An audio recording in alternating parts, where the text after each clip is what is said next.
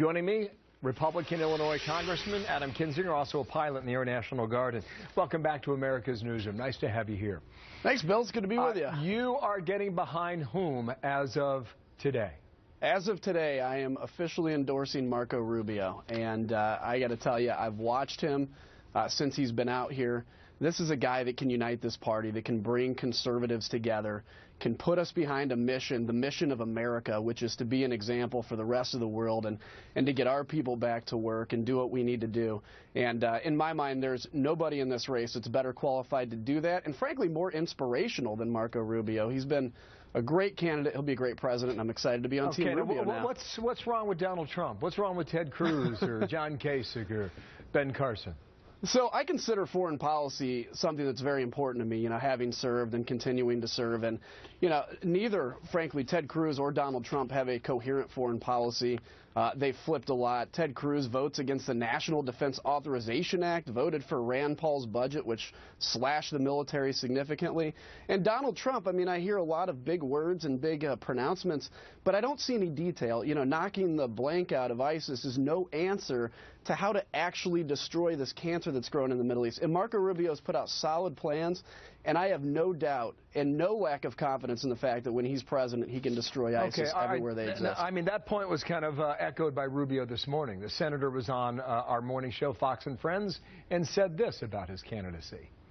People watching this, they deserve to know from me and everyone else running, what are your policies? How are you going? Don't just tell me what the outcome is going to be.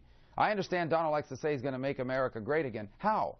How exactly are you going to do it? And particularly on the foreign policy front, you have to have some attention to detail. Now listen, all this is important, but these voters are telling you something else.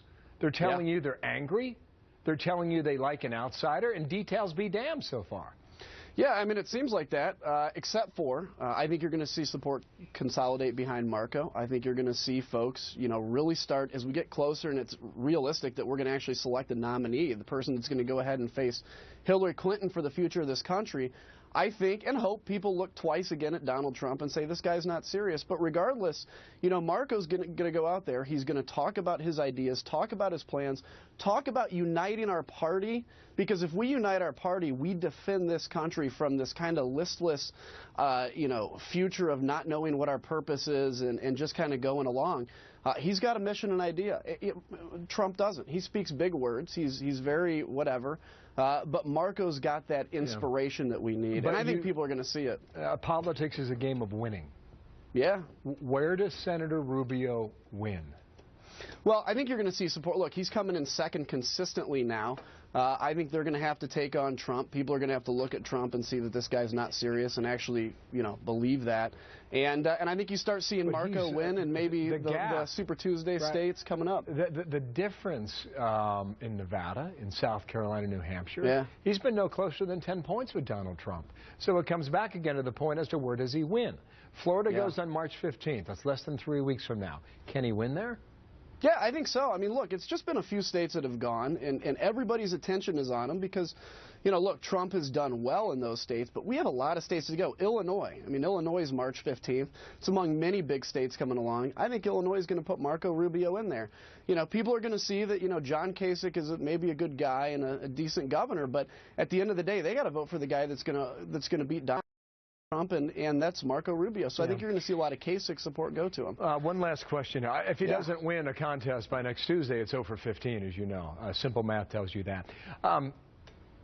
Why is the American people saying to the establishment in Washington, D.C., enough of you, we're done? Well, I think they're upset. I think they're rightly upset. They feel disconnected. They feel like they haven't been well represented. I understand that. But what I hope they look at is not just somebody that reflects their anger back to them, but somebody that understands the anger and shows them a way out. That's what we want in a leader, is somebody that shows us a way out of this morass. And that's going to be Marco Rubio. I'm excited to be behind him. All right, we'll see what happens. Adam Kinzinger, thank you for coming on today. His endorsement is in. Thank you, sir.